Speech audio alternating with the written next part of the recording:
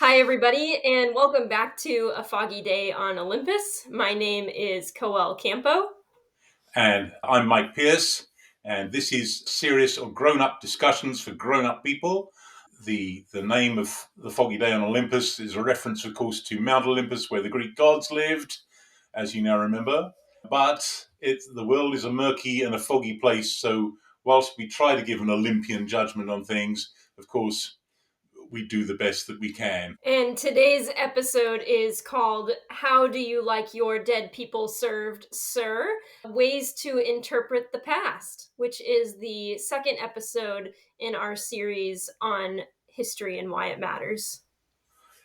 And yeah, I hope you enjoy the first half of that title. And the picture underneath it gives you the general tenor of that. This is, of course, a picture from the series 40 Towers, which will be better known to Brits than to other people, but it was broadcast all around the world. I should tell you that an awful lot of Brits know about half of the dialogue by heart. But I think if we call the episode Historiography, which is really the technical name for what this is, nobody would have tuned in. So we'll leave the long words until later on. But we are, of course, seriously talking about ways to interpret the past. So, picture shows us a rather important historical event. Do you remember what it is? Well, it looks like the assassination of Franz Ferdinand. And his wife, yes, Sophie. And do you know where that happened? Yes, that would have been in Sarajevo in Of June course. of 1914.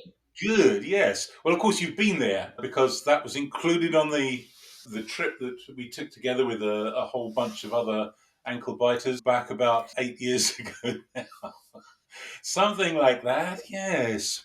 And of course, it's particularly significant because it's the trigger, if you'll excuse the rather gruesome pun there, for something gigantic, which is the outbreak of World War I 37 days later. Right. So, of course, it didn't happen immediately, but there's a whole domino effect diplomatically across Europe. And the end result was World War One, which ruined everything. Well, there have been various memorials to this event. The one that you saw that we'll come to in a moment, but the first one put up was this one erected by the Austrians in 1917 during the war itself.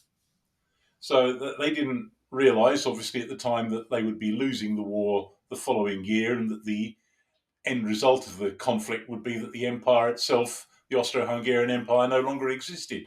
So the first memorial was put up to Franz Ferdinand and his wife, um, victims of terrorism, in a very Catholic ceremonial. And of course, the following year, the war ended and the empire was dismembered, and Bosnia found itself part of a new state, the Kingdom of Serbs, Croats, and Slovenes, soon to be called Yugoslavia. Well, sorry, that first monument was taken down straight away. In about 1931, something like that, I think, some local Serb nationalists put up a monument commemorating the assassin, Gavrilo Princip.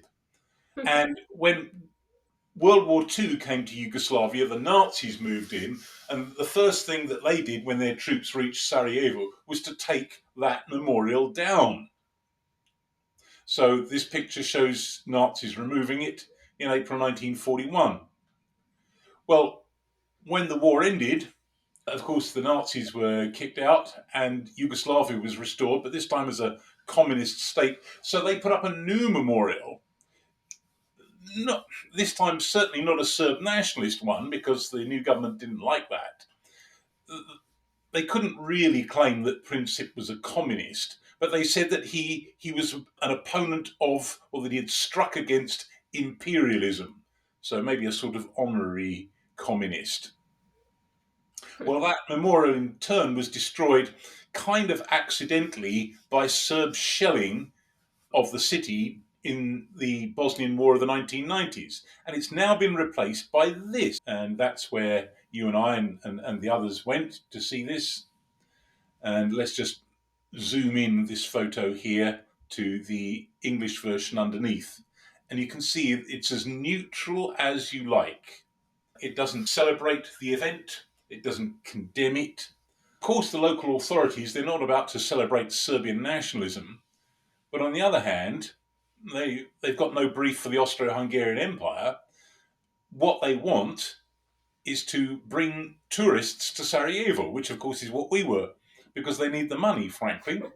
So there it is, stated simply as a bald fact on a wall in the street. Now, why am I telling you all this? Because what's actually happened there is that these changing memorials or removal of memorials have changed with changing views of the past. And our views of the past change as we ourselves change, or at least as the people in power change, which is not always the same thing, of course.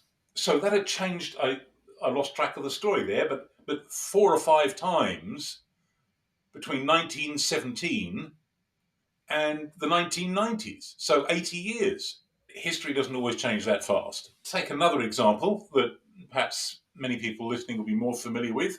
70 years or so ago, the Crusades were looked upon in the West as a source of some pride. And now the word crusade is the last word you'd attach to anything. Think of the way that evangelistic campaigns in the past were described, a Billy Graham crusade. Nobody would want to use that word Yeah. now. Or indeed for any sort of campaign at all, unless you wanted to smear it. Actually, I think that both evaluations of the Crusades are a mistake, but that's not one for now.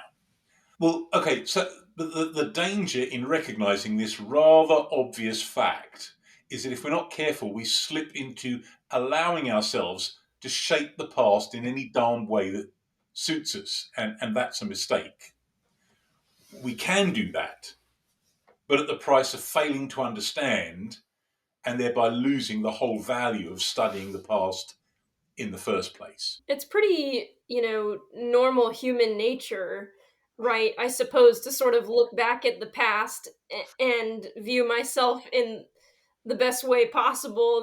I said things that were great and did things that were great, and I don't really remember conveniently the parts that were not so great.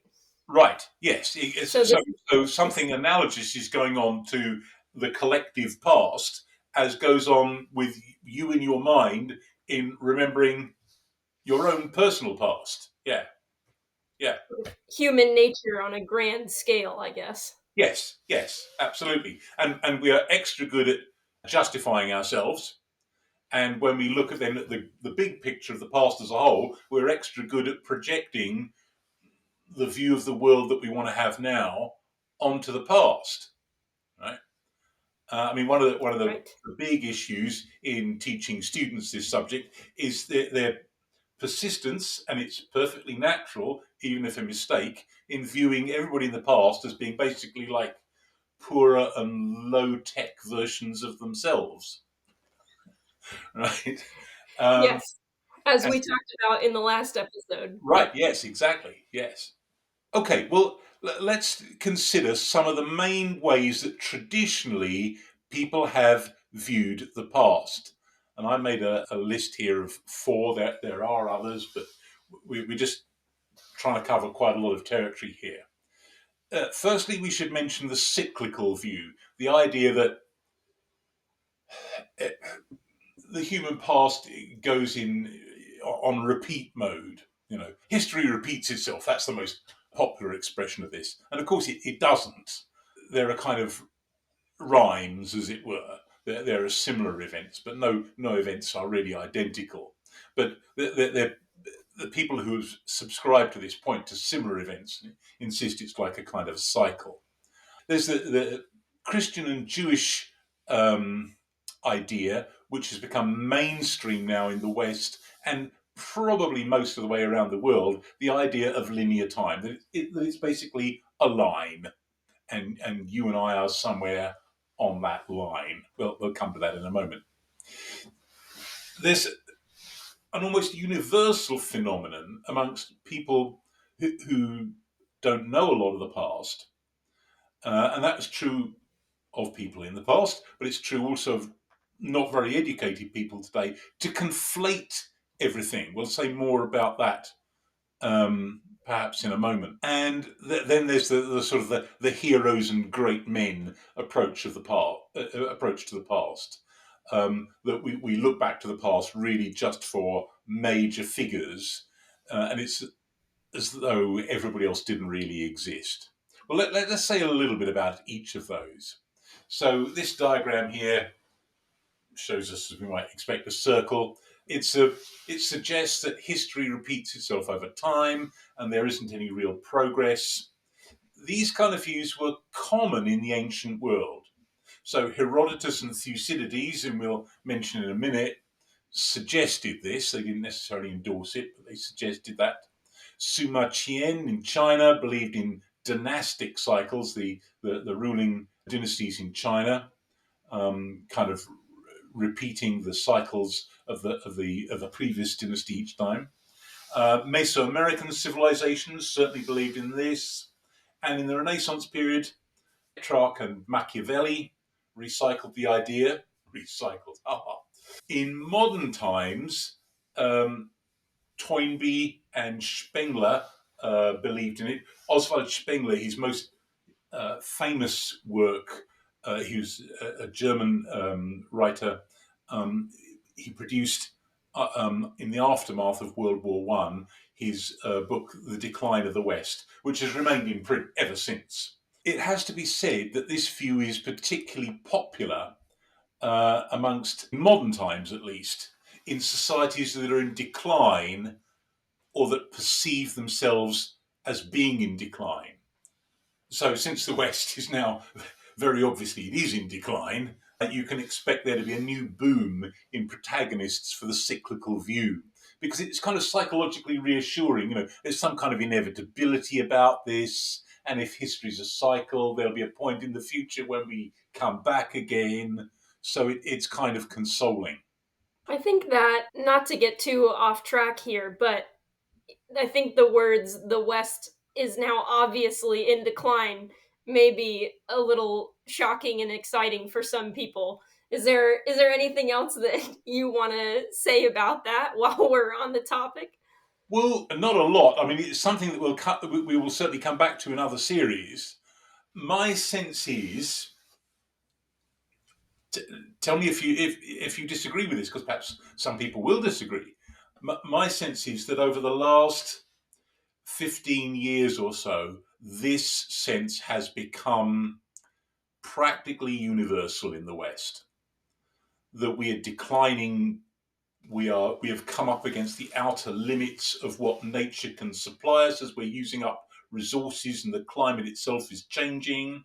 Your generation is finding everything economically much harder. Yours is the first generation for quite a while now that does not expect to be better off than its parents on average, and your parents look at you with concern because they think that too.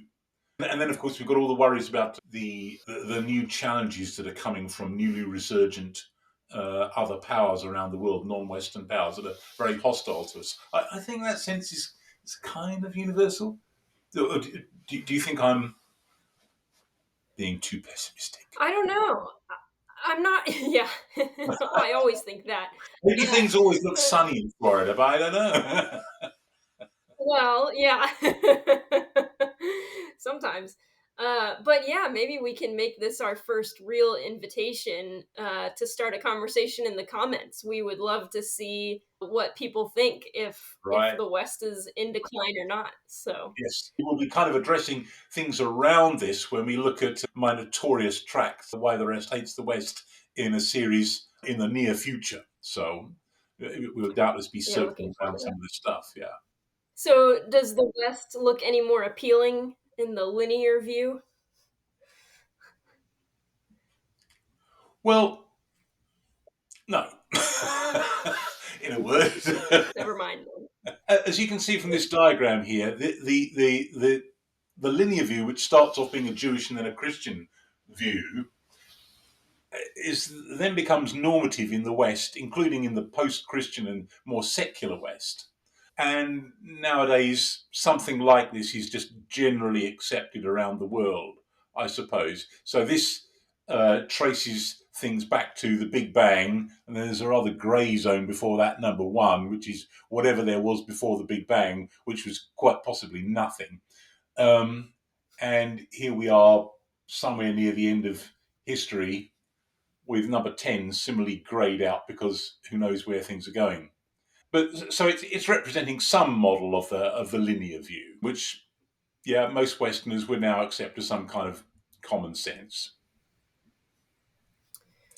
Do you think this has to do, like, the Bible? I would say reading the Bible, it is written in sort of a linear kind of way. Is that, like, how did the Jews Yeah. and the Christians come to be the perpetrators of this idea? Well, for the reason that you just gave, I think it's kind of hard to read the Bible in any other way, which is remarkable, really, when you think of all of the things that Jews and then Christians after them have disagreed about how to read the Bible. But that's one thing I think. I think you'll be really pushed to have anything other than a linear view of history extracted from the Bible. All the other stuff is Right. going to be meat and drink to us, of course, in future episodes of this. But I think that one is probably a slam dunk. Yeah. Um, Right. but like so much else in Judaism and Christianity, it's been kind of secularized in the modern era. Um, okay, well, let's come to some comments made by one of my favourite writers, maybe my very favourite writer, C.S. Lewis, writing in 1945, and he was talking about the importance of studying the past. And he notices how, for modern Westerners, the present occupies almost the whole field of vision. And this is very different, of course, to people in the past who didn't think like that, right? They saw their lives as links in the chain from past through themselves to the future. We'll say more about that in a minute. Beyond it, the present, isolated from it and quite unimportant, is something called the old days. He's, of course, here mocking the speech of the uneducated. A small comic jungle in which highwaymen, Queen Elizabeth, knights in armour, etc., wander about. So they're living at different points in time, but they're all kind of conflated. And he's talking about modernist English people in 1945 who'd been brought up to think, as modern people are, that the past didn't matter because we were making progress and we were moving away from all of that anyway. But a similar conflation of people and time was true also amongst uneducated pre-modern people for whom the past was extremely important. So you don't, your evaluation of the past doesn't necessarily affect the fact that uneducated people are going to conflate past events, right? So why, for example, a lot of medieval writings or before then have a kind of mythic quality about them, a timeless quality, because everything's kind of like bunched up together. Now, at an absolutely trivial level, but it just made me laugh when I heard it. One time, it wasn't your year group when we were traveling around the Balkans because we weren't able to fix it up the year that you came. But a number of years, we got our students to visit a high school in Kirk on the coast, and just spend an hour and a half talking to the students in the senior year there. So there was only like a 1 year age gap between our kids and theirs. And mostly what we did was the teachers from the school on the one hand and I on the other would make a 1 minute speech and introduce the two sides and then get the heck out of there and let the kids get talking to one another. That was the purpose of the exercise.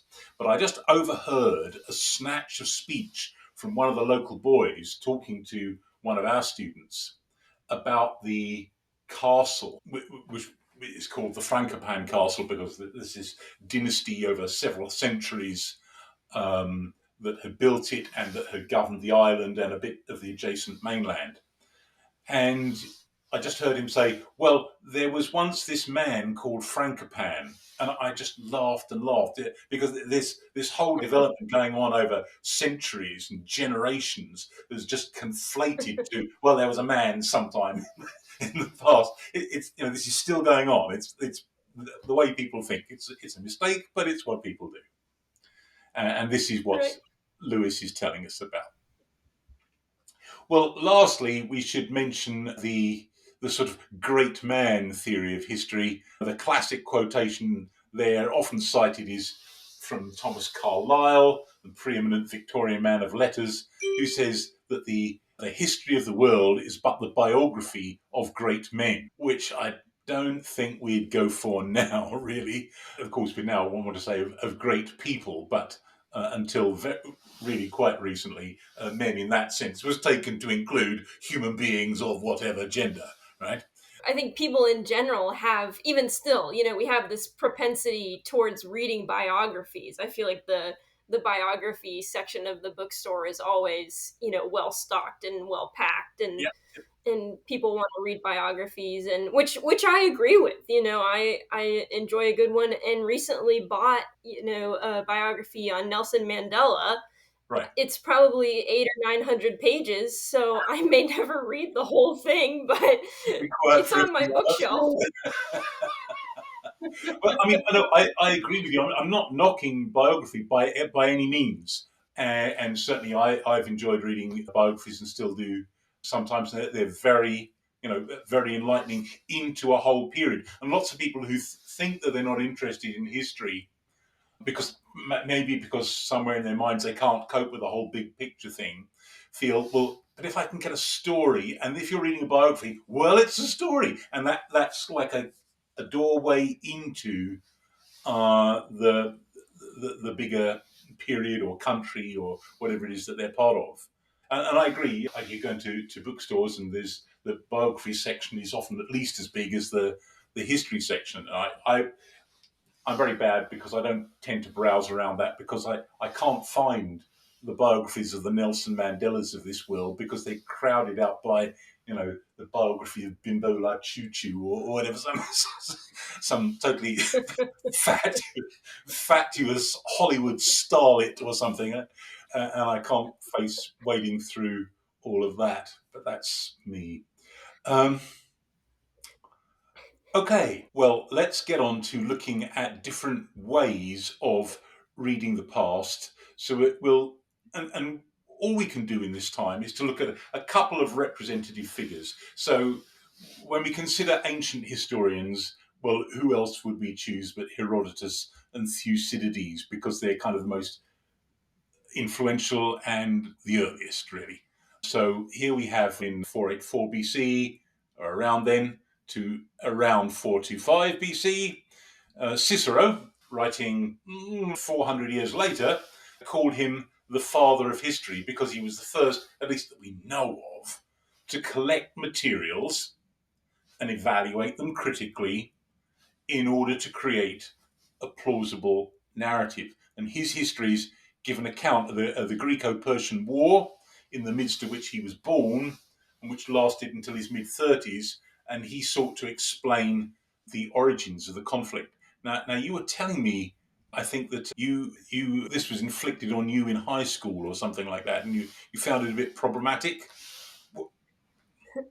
Yeah, it was. I, like a lot of kids, loved Greek mythology, and so I was so excited to read, a Greek historian living in that time. And much to my frustration, I found out it's not like reading about Zeus and his endeavors into the human world. Reading it, it was incredibly frustrating because, as we talked about earlier, he would have viewed history in sort of this cyclical sense, and so you can't, when you're reading him, you can't really, it's hard to get a timeline of what's happening, because he kind of bounces back and forth between this and then, well, this story is kind of like this other story that happened, and very confusing to a poor Right, little high schooler. Yes. right. Well, that still leaves you several cuts above me, because I hadn't really encountered Herodotus until very recent years. I went to a prestigious grammar school in the UK, but we did not actually do this stuff. I'm going to remember this moment for the Yeah, rest of you are. my life. Yeah, yeah, yeah. You don't seriously think that your professors really are omniscient, do you? They've been hamming it all their lives. At least this one has. Some of us noticed, don't worry. Oh, okay. Okay, well, let's take a look at this little quotation from Herodotus, in which he talks about the exercise that he's been engaged in. Here, he says, I presented the results of the inquiry carried out by Herodotus of Halicarnassus, so he's talking about himself in the third person. The purpose is to prevent the traces of human events from being erased by time, and to preserve the fame of the important and remarkable achievements produced both by Greeks and barbarians. Barbarians in Greek speak was anybody who wasn't a Greek. So, not very politically correct, you understand. Um, Among the matters covered is, in particular, the cause of the hostilities between Greeks and barbarians. And then he goes on to give the account of the causes of the war given by the Persians, and then the contradictory account given by Phoenicians. Phoenicia is where what we would call Lebanon today, but without passing judgment between them. And late on in the book, he says, I'm obligated to recount these traditions, but I'm in no way obligated to believe them. And this may be held to apply to my entire work. I love that. So this was not a man without a sense of humor, at least. Well, his near contemporary, just maybe a generation younger than him, is Thucydides, who was a failed Athenian general in the Peloponnesian War. The Peloponnesian War lasted, as you can see, a heck of a long time, from 431 to 404 BC. I mean, that's 27 years of warfare. And it's between Athens and its allies in Greece and Sparta and its allies. And because he failed in battle, Athens sent him into exile. But that fact enabled him to hear accounts from the Spartan side as well as his own when he was constructing his history of the Peloponnesian War. And he's considered the father of political realism, which is the idea that political behavior is motivated by fear and self-interest. And his work is still studied in military colleges around the world. Well, political realism, think of someone today like Mearsheimer, who would be a prime advocate of that. Let's take a look at what he has to say for himself. Early times, then, he says, I've discovered to be such as I've described. Though it's difficult to trust every single piece of evidence put forward in the traditions about them. One should not trust either the poets who celebrate these events by adorning them to make them great, or the prose writers who've composed their works to make them more attractive to hear rather than more truthful. Knocking against what had preceded, let us call it proper history. That is the tendency to conflate events, to create them, to create poetry out of them, art, which was there for public recitation, or which gives accounts, but they're highly rhetorical and made more dramatic because they're there for public performance. As I say this, I recollect with a smile the way in which usually freshman students made this a similar kind of mistake, that they would inflate their language. People were never poor, they were starving. People never died by the hundreds, they died by the millions, thinking to impress me, who's going to grade their paper. And I'm just thinking, this kid has no clue what he's talking about. So maybe Thucydides observed the same kind of behavior. So it was done for performance, to make it more attractive to hear rather than more truthful, given that the majority of these events can't be refuted because of the passage of time. And of course, one of the problems that they had was, although there certainly was reading and writing in that age amongst the Greeks and some other peoples, nevertheless, it was a minority activity. So the amount of written records that they can have used or found or located will have been extremely limited. Right? So you're dependent on oral traditions. I mean, it's noteworthy that Herodotus and Thucydides are recording what we'd now call contemporary history. Now, what I want to say about that, you might want to take with a grain of salt, because you need to bear in mind that I'm a fanatic. Um, uh, I don't want to rule out the importance of contemporary history, but its judgments are not to be trusted, because whoever writes them is caught up in the events that they describe. They're caught up in the passions of the moment. They have, even if at the back of their minds, affinity with one or other of the political factions or some other faction that is current. And that is going to distort their judgment at every point.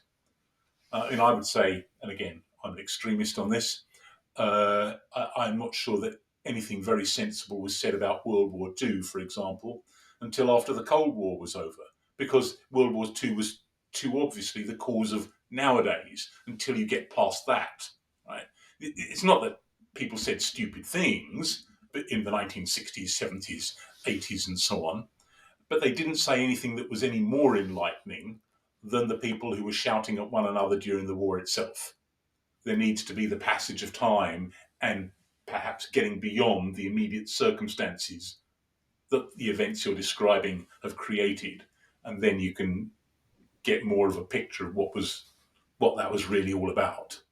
So, a contemporary historian being somebody who reports on the history that they see happening around them in their own time. Yeah, well, yeah, I mean that of course is journalism, and journalists like to say they're making the first draft of history, and that's kind of fair enough. But I'm the kind of mean person who wants to say that anybody writing now about the Gulf War, that that's not history, that's still journalism. Give it another 40 years, and then we'll come back Right. and consider it again. Um, something like that. And as for all the things which each person said in speech, it was difficult to remember with precision exactly what was said. Now, he's about to make a terrible admission here. So I've written the speeches as I thought each would say, especially what was necessary for the given occasion, holding as closely as possible to the general purport of what was truly said. What he's telling us is he's putting speeches into the mouths of people that they didn't actually say, but he thinks they ought to have said. The work has been composed, he says, as a possession for all time rather than as a competition piece to be heard in the present. And what he's doing there is taking a sideswipe at the poets and the people who've created prose accounts to enter them into competitions.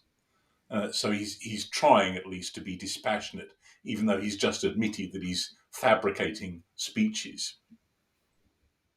Well, characteristics that are shared by many ancient historians. Their subject matter tends to be great deeds, generally political and military. You wouldn't know that ordinary people and how they lived and what they had to eat and how the economy ticked over. You wouldn't know that that even existed in these accounts. There's an emphasis upon eyewitness accounts and inquiry, and a difficulty in ascertaining the truth from conflicting accounts.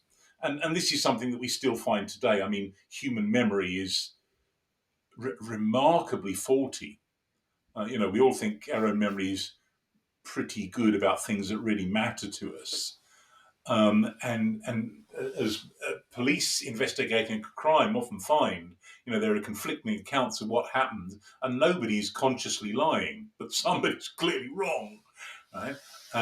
And I remember, no, I don't remember properly. I remember imperfectly a historian on the radio some years ago talking about um, trying to reconstruct the experiences of, I think it was British soldiers in World War One, from guys who were then, this is happening back in the 1960s or 70s, who were by then pretty old, obviously.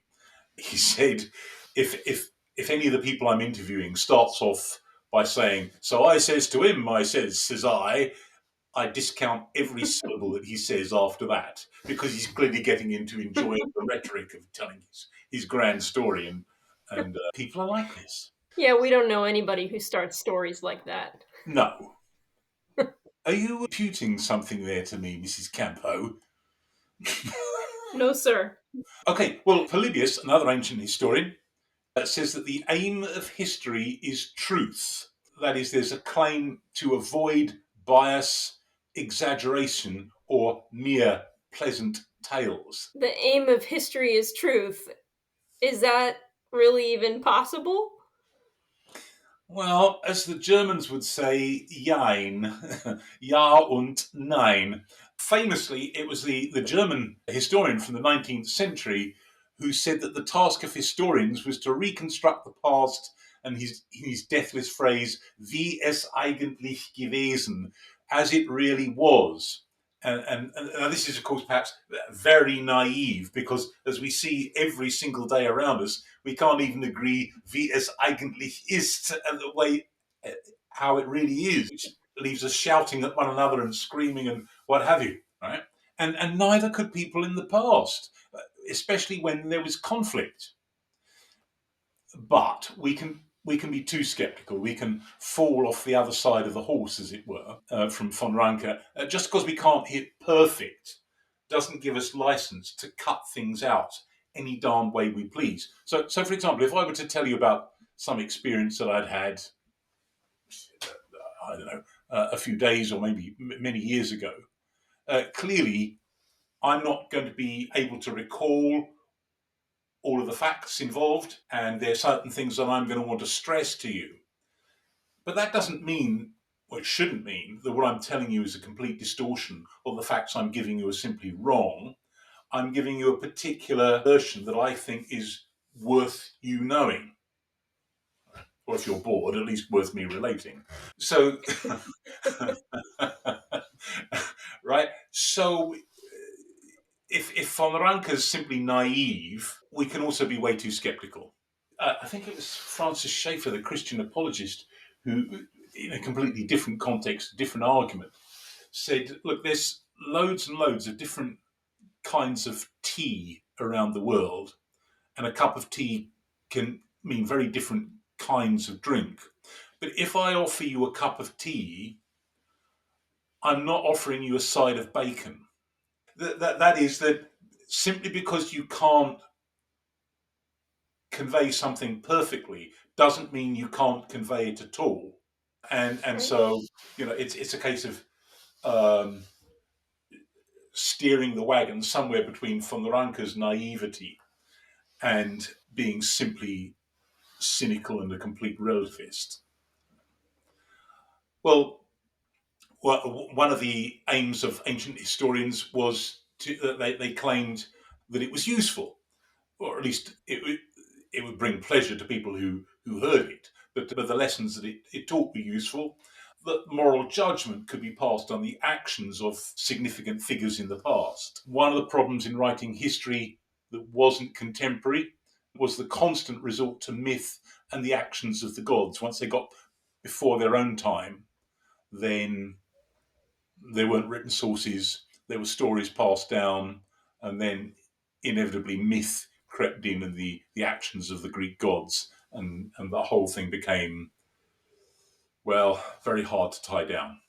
But they also used rhetoric as a writing style, and as we saw with Thucydides, the invention of plausible speeches for characters rather than the ipsissima verba, the exact words. Okay, well, moving on, there's a whole load of chronicles written in the Middle Ages, and I want to focus on just one of these chronicles. Chronicles was the standard way of writing history in the Middle Ages, simply a catalogue of events, generally great events, kings, battles, this kind of thing. Fine as it goes, but that wouldn't satisfy us perhaps today. Well, I've taken one example here, and this is one of the most famous, Geoffrey of Monmouth. He lives from around 1100 to about 1155.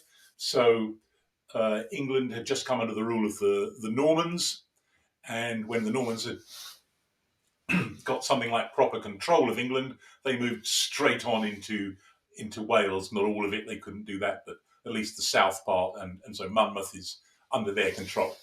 Well, he's author of a very fanciful history of the kings of Britain.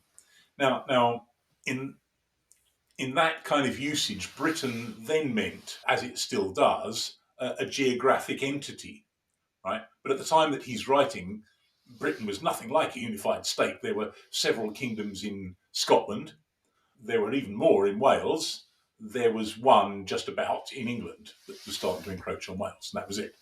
He claims that his book is a translation of an ancient book, as he says, in the British language. Now, that's not English, that's Welsh, right? The language of the Britons, that told in orderly fashion, so a chronicle, the deeds of all the kings of Britain. Now, this is not now believed. Uh, most of what Geoffrey of Monmouth writes is actually absolute rubbish. Right? He's a myth maker, either a creator of myth or a purveyor of older myths. He reworked and restructured the King Arthur and Merlin myths in ways that have survived down to the present. Um, uh, but nevertheless, Geoffrey of Monmouth, his history has remained popular right down to the present day because people like to read nice stories. And there's still loads Right. of people who really, really want to believe in King Arthur. Well, to generalise him, what can we say about the medievals? They were the opposite extreme to ourselves.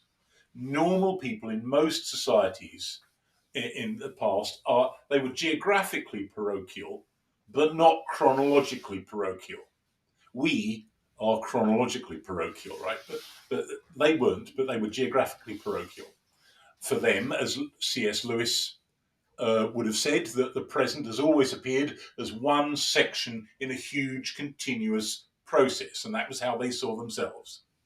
They saw their lives as a link in the chain running from the past, about which they didn't know a lot, it's mythologized, to the future. And their duty was to bequeath to their descendants what they'd received from their ancestors. Whereas we are chronologically parochial, and if we've been raised as patriotic, perhaps we're geographically parochial too, and whatever else we might say about them, left wingers and subscribers to other ideologies are generally not geographically parochial, but they will share with moderns and postmoderns generally being chronologically parochial. For medieval people, it was the classical past that, as Lewis would have said, occupies almost the whole field of vision. They compared themselves with ancient Greece and Rome. So Gildas, an earlier chronicler, very much like Geoffrey, recycling wildly non-historical stories about the supposed past. He called his own islands, Britain, quote, stiff with cold and frost and in a distant region of the world. Well, distant from where? Well, from Rome, on which he constantly had his eyes fixed, of course. Remote from the visible sun. And Geoffrey of Monmouth, as we've said, he starts his history of Britain with the flight from Troy to Italy, that is, with Homer and Virgil's Aeneid. In other words, if the place where he lives is to have any meaning at all, it must have some connection with this classical legacy. So they passionately wanted to believe that. Okay, well, coming much closer to modern times, we're going to leap forward now to the 18th century and Edward Gibbon. His work is hugely influential. The Decline and Fall of the Roman Empire. This too has remained in print ever since. His work has been described as one long, sly attack on Christianity, actually. He wants to argue that his work describes the triumph of barbarism and religion. And he thinks that Christianity was the thing that caused the Roman Empire to collapse, which, in fairness to him, was considered to be true by a number of pagan Romans in the 4th and 5th centuries. Why? Because they saw Christianity as undermining the martial, the military virtues of Rome. So he's then living in the beginnings of a very secularizing era that we call, to my constant irritation, the Enlightenment. I'm not sure it was bringing in light at all, but a new form of darkness. But there we go. And one thing that was a constant of these new worldviews that were emerging is the idea of progress. So the impact of the progress myth, that is, that the world should not be looking to the past; it should be looking to the future. That it was getting better and better, and that somehow we understood where history was going, and we were capable of pushing it in that direction and making the world a better place. So that from the 18th century onwards, we see intellectuals, at least, and then as their influence seeps down through society, more and more ordinary people in the West belittling the past. I mean, one of the relatively trivial, but it's nevertheless significant ideas to come out of this is the idea that people in the past thought that the earth was flat. No, they didn't. But 18th century and post 18th century Westerners needed to think their ancestors stupid. And so the popular mythology arises that people in the past thought the world was flat, when in fact they didn't. They could tell that it was round.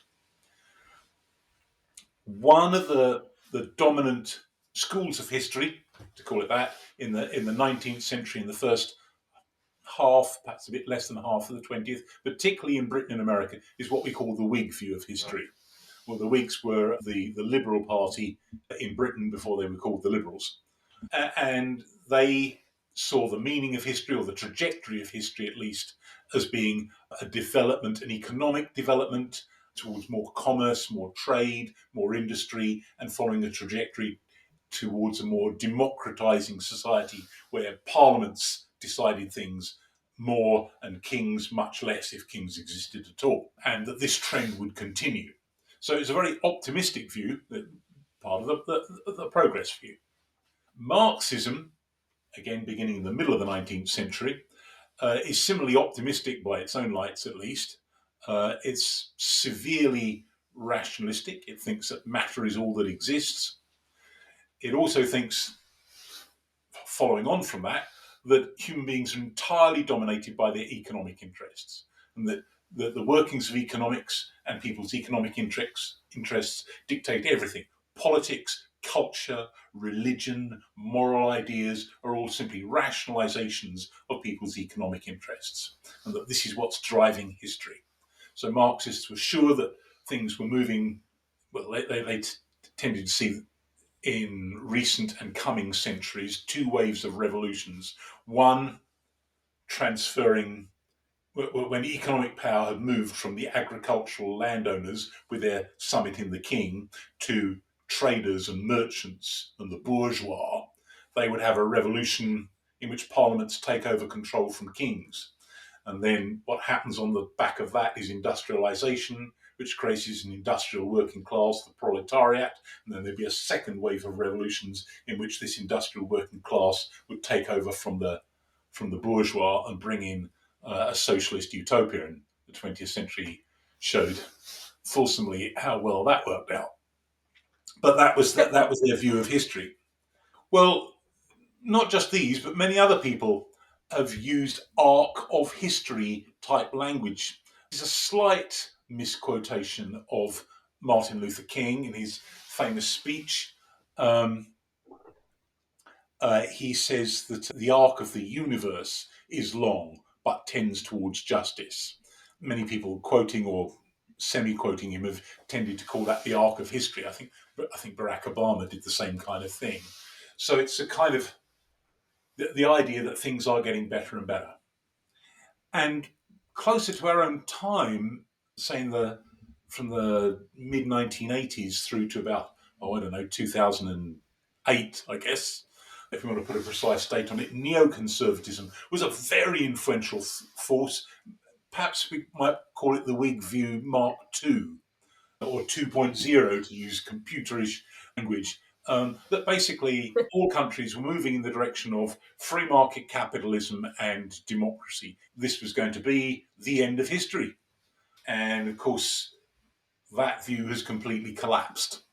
Almost nobody really believes that anymore, because we are now confronted, as we said a few minutes ago, with the decline of the West. This is just not going to happen.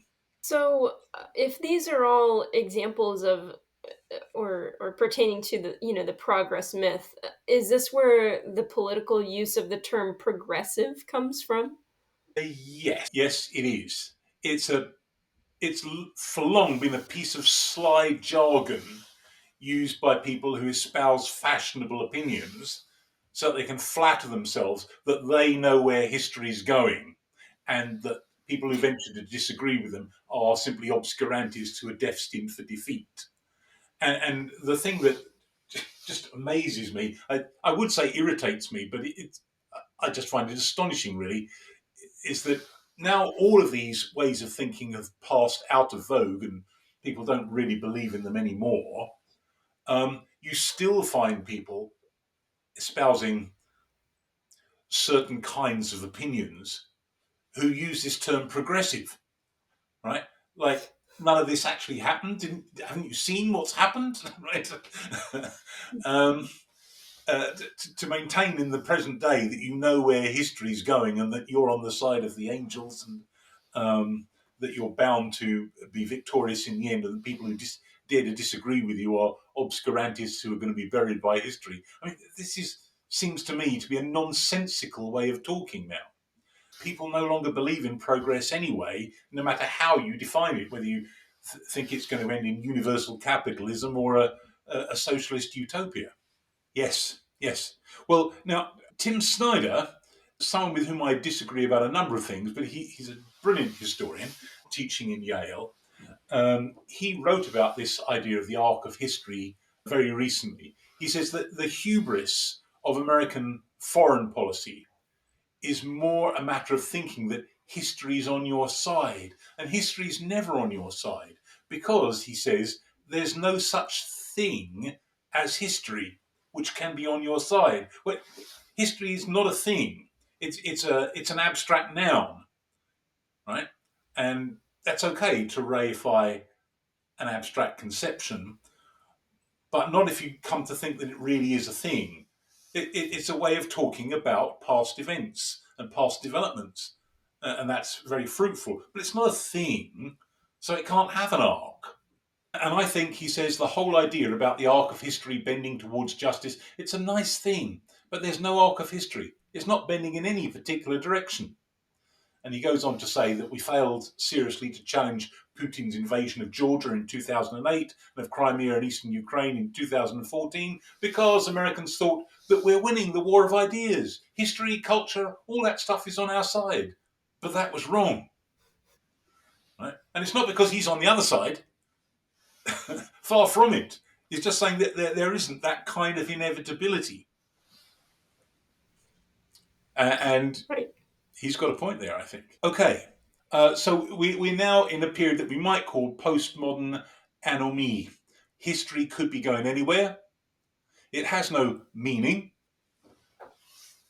So postmodern people have this in common with modern people. We reject the past and tradition now because we think it oppressive and stupid. But we've got no reason to hope in progress. We still somehow expect the present to be better than the past. I mean, this is reflected. You think of the number of times people use a word like medieval to refer disparagingly to something that they've come across that they think is barbaric. Oh, this is positively medieval. Medieval people weren't necessarily barbarians. Or how can this happen in this day and age? That's the particularly brain dead one, right? Well, what does that phrase mean?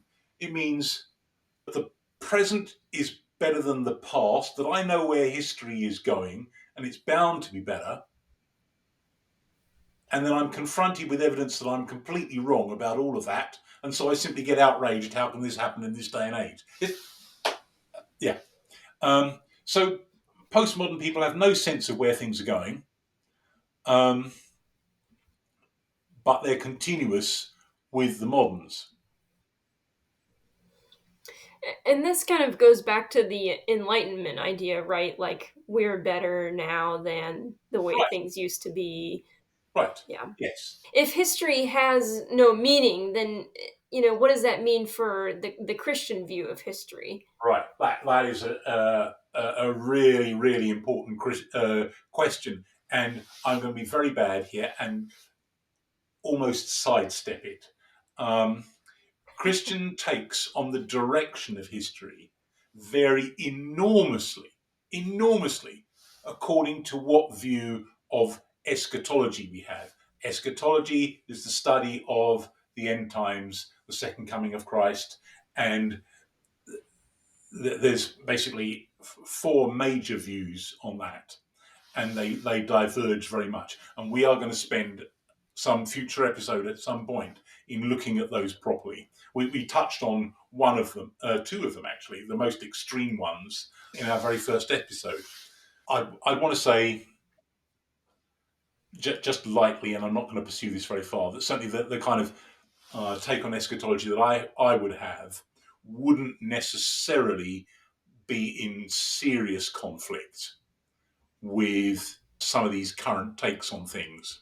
Right, I certainly I would want to say that I certainly want to reject the progress myth at least, and all of the associated ideologies with it. I don't think we've got any grounds for saying that at all. That doesn't mean, of course, that history is meaningless. Okay, well, just a few words we need to say here about the weaponization of history, I think, because we see that all around us in America's culture wars, for example, that history is weaponized. So, America's culture wars, this is the heroic drama versus the catalog of oppression battle, right? Right, as reflected in school books and stuff like that. And I think I said something last time about this with talking to students just showing up in college. What kind of take on America's past did you have? Was it the sort of faith and flag, teary-eyed stuff, or was it it's all a catalogue of slavery and oppression of women and despoliation of Indians and so on. So yes, it gets weaponized in discussions that are really about the present, not about the past. Right? This is the trouble with weaponization of history. You're not actually really talking about people in the past at all and how they will have experienced things. You're actually talking about the present and justifying your present stance. And you get the same thing going on, particularly in Britain. To a lesser extent, my sense is in France about colonialism and how terrible that was. And in some ways, it was terrible, of course, but it did a number of certainly positive things.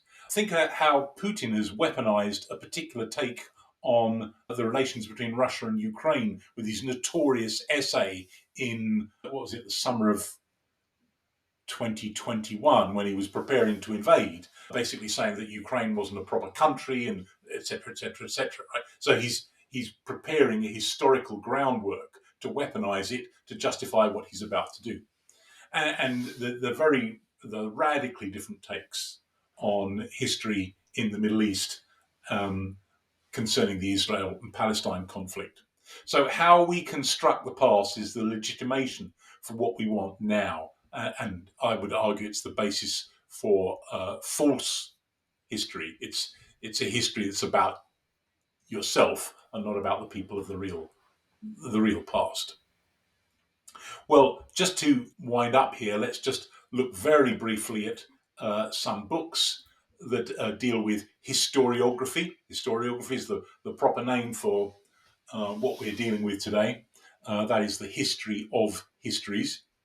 Firstly, this volume, Versions of History from Antiquity to the Enlightenment, which gives excerpts from various historians, including Herodotus and Thucydides, going down to Gibbon in the 18th century. The volume on the right is a recent and really excellent survey of historiography. So it's a commentary about historians. It's telling us who they were, how they lived, what they thought, how they thought, and so on, by John Burrow. Really excellent. The second two volumes are really about arguments in history concerning very recent times, generally the 20th century. Margaret Macmillan is the most famous of scholars of the First World War and the Versailles settlement of 1919. That's her specialization. And so she's talking about the uses and abuses that people make concerning history. And on the right here, we have Gertrude Himmelfarb, the late lamented. She died a number of years ago. As the name suggests, she was Jewish. The New History and the Old.